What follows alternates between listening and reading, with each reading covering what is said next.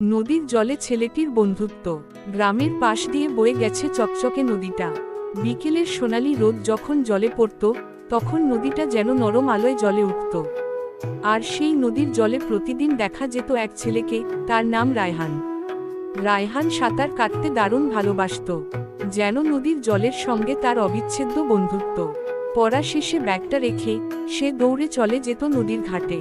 কাপড় চোপড় গুছিয়ে রেখে শ্বাস নিয়ে ঝপ করে নেমে যেত নদীতে। ঠান্ডা জলের ছোঁয়ায় তার মন ভরে যেত আনন্দে। একদিন রায়হান সাঁতার কাটতে কাটতে নদীর মাঝখানে গিয়ে দেখল একটি ছোট্ট বাচ্চা মাছ উপরে ভেসে উঠছে এবং অদ্ভুতভাবে লাফাচ্ছে। মনে হলো মাছটি হয়তো জালের ফাঁসে আটকে গেছে। রায়হান কাছে গিয়ে দেখল ঠিক তাই, কোনো জেলের পুরনো ছেঁড়া জালে মাছটি ঝুলে আছে। রায়হান খুব সাবধানে জালটা খুলে ছোট্ট মাছটাকে জলে ছেড়ে দিল। মাছটি প্রথমে স্থির হয়ে রইল, যেন ছেলেটিকে বুঝতে চাইছে। তারপর ধীরে ধীরে আবার জলে মিলিয়ে গেল।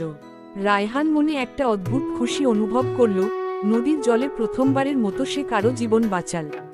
সেদিন সূর্য ডুবছিল। রায়হান ঘাটে উঠে দাঁড়ালো। নদীর দিকে তাকিয়ে মনে হলো আজ যেন নদীর জল তাকে হাসিমুখে বিদায় জানাচ্ছে।